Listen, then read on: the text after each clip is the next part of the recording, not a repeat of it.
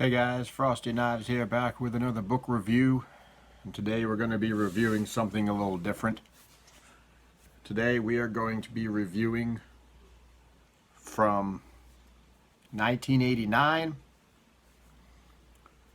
Jack Ketchum's The Girl Next Door. This is going to be a bit of an interesting review. This book, like I mentioned, was published in 1989. Clocks in at about 370 pages.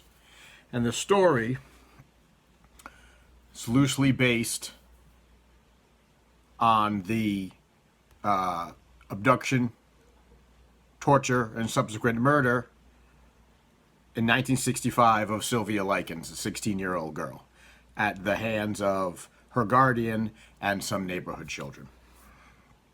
So, the book takes place, and like I say, this is loosely based. The book takes place in the 1950s. It tells the story of two sisters, Meg and Susan.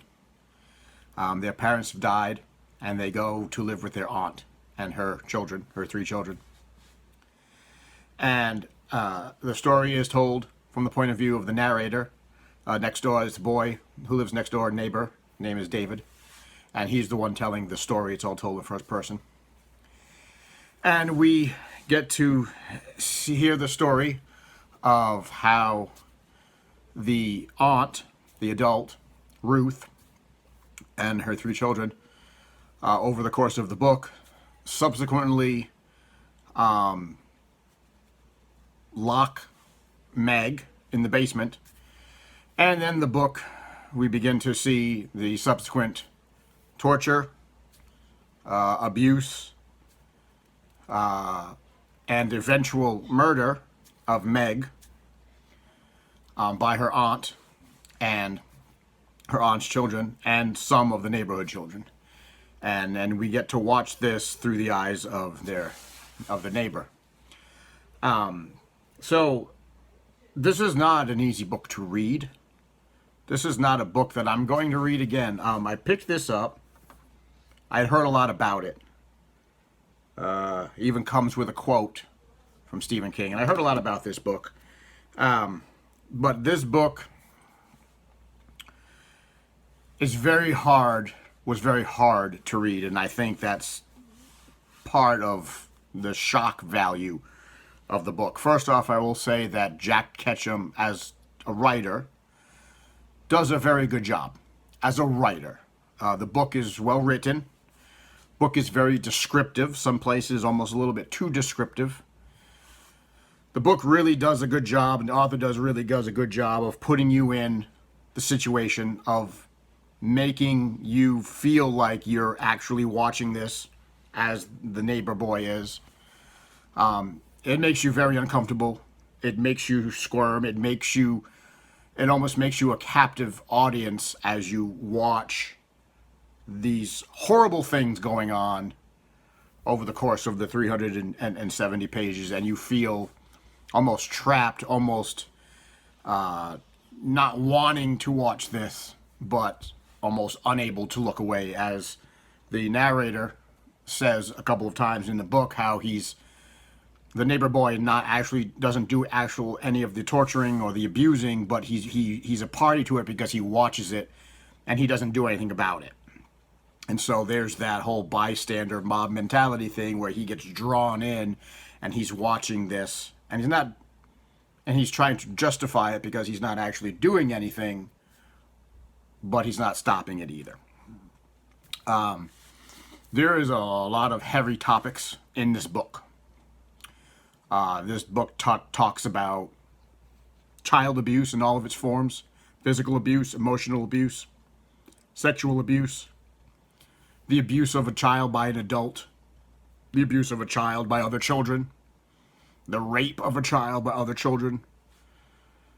The book does pull some punches because I know the actual story of Sylvia Likens and the abuse that she went through is a lot more graphic than what Jack Ketchum put in this book. So he did pull a little bit of punches, did take some artistic liberty, didn't put everything into it. But he put enough into it to make it horrible.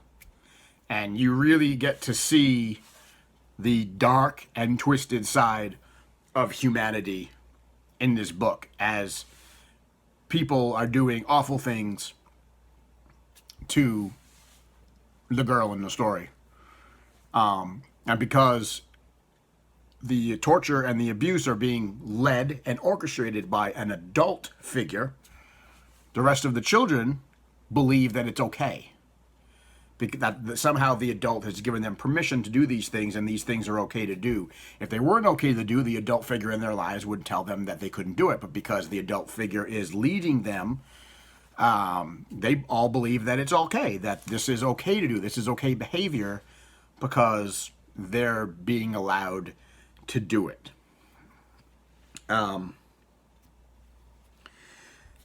There's a lot of sort of parallels in this book.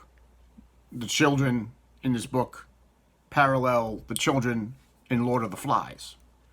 See, in the Lord of the Flies book, there are no adults, and the children sort of devolve into this sort of horrible savagery, this sort of tribe-like, aggressive, savage condition on this island, because there is a lack of adult supervision, and so they're sort of left to their own devices, and they come up with this brutal, barbaric way of doing things.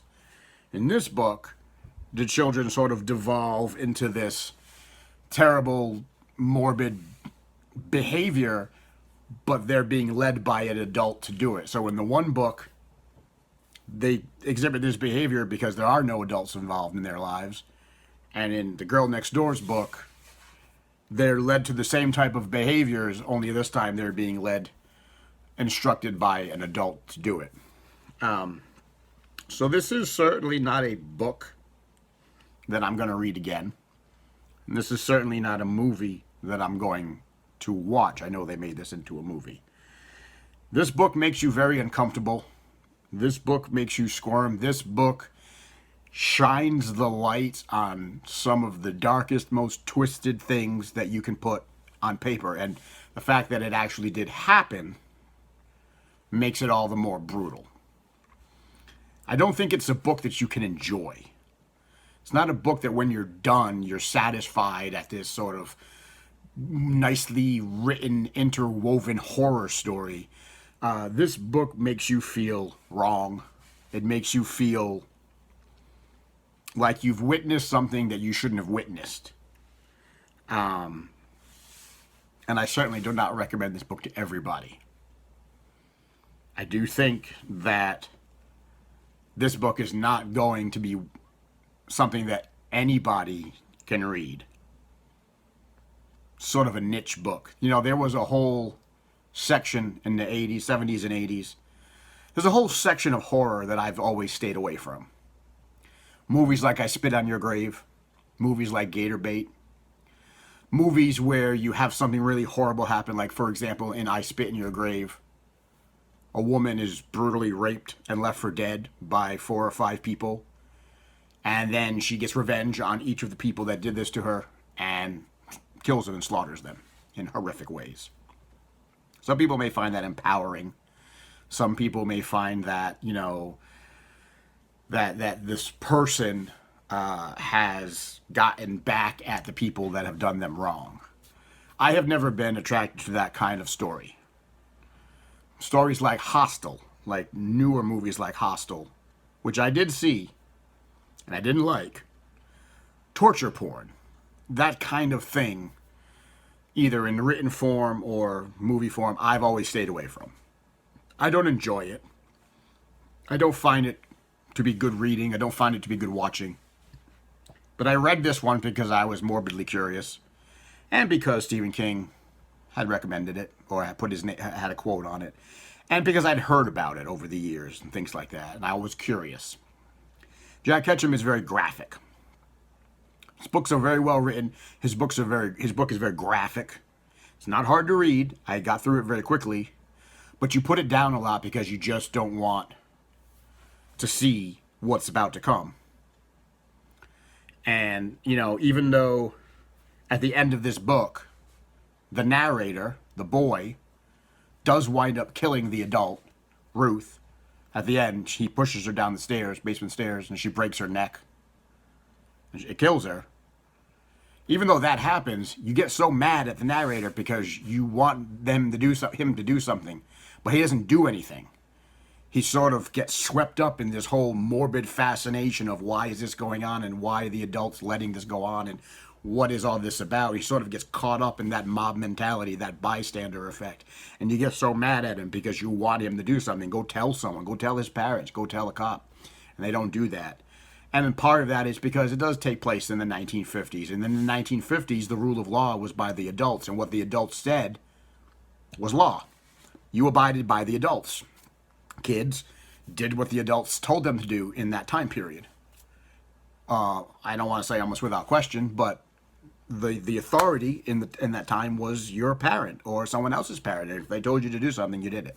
It doesn't excuse anything in the book, and you still get real mad at the narrator for not doing anything, but that was the time. I cannot recommend this book to everybody. Like I said, there's a lot of heavy subjects matter in it. There's a lot of things that is going to turn a lot of people off. If you are someone that likes books or movies like Hostel or like I Spit on Your Grave or things like that, then maybe you want to read that. Maybe you'll read this and maybe that's your cup of tea. It certainly isn't my cup of tea. And not to say that I wouldn't read other books that Jack Ketchum has written, because I think other books that he's written, and they may be different. I certainly don't have a problem reading gore or brutality or things like that. I do have a problem reading about that type of behaviors and torture and abuse with children involved. So the book's not meant to make you feel good. The book is not meant to be a finely crafted horror story. The book is meant to make you feel disgusted about the atrocities that are being committed. And in that respect, the book does its job. It is well written. It is well described. It does make you feel claustrophobic. It does make you feel like you're in there with the kids, seeing it play out in front of you. It does its job. So in that respect that it does its job, it is a well-written book. I believe I gave it a 3 on Goodreads. A 2 or a 3. I think it might have been a 3. And that's simply because it is a well-written book. It's not a book I'm going to read over and over again. But it does its job. And in that respect, I would give it a 3 out of 5. But I can't recommend it to everybody. Because I think it's a niche book, like those movies are niche movies. And if those type of subject matters bother you, I would not read this. I would stay away from it. And that's my review of Jack Ketchum's The Girl Next Door. And that's what I get for being morbidly curious about something. I read a book like that. So, that being said, I want to sort of end this on a better note. And so I'm going to end it on what have I currently bought and what am I currently reading. So, what I have currently bought, I did pick up a couple of books, and I did pick up I picked up a couple books, and I picked up a new Kindle book. What I picked up, I went to Barnes & Noble, and I raided the dollar bin, like I always do. And so I picked up, on a whim, I picked up a book by Benjamin Piercy called The Deadlands. Again, it's recommended by Stephen King. So I'm picked up The Deadlands for $1 by Benjamin Piercy. This is a new author that I found, and I have never read anything or heard of him, so I'm gonna try this out. I also picked up a book by Harry Turtledove called Departures. For those of you who may or may not know, Harry Turtledove does alternate history. He does science fiction and fantasy, but he does alternate history books. And this is a collection of short stories, short alternate history stories that he's written over the years. So I picked that up for $1. And on my Kindle, if I can get to it, I'm gonna show you.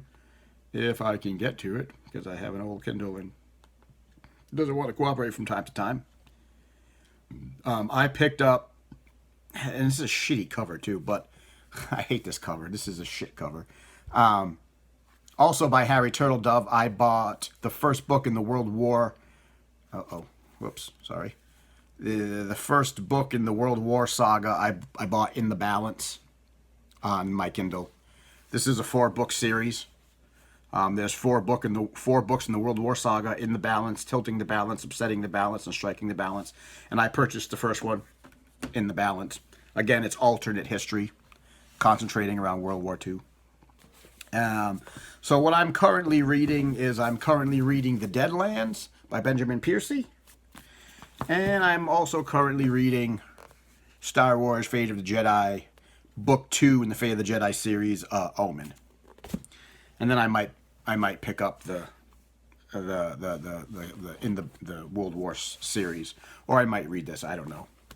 But these are the 2 books that I'm currently going to be reading right now, just to clear my head. So, guys, that's my review of Jack Ketchum's Girl Next Door. Read it at your own risk. You've been warned. It's heavy, it's brutal, and it's not something that everybody can read. But if you want to, there's more power to you. That's my review, and we will see you next time in the next review. And as always, comment, like, subscribe, tell your friends, tell your enemies, and as always, I'll see you in the next video.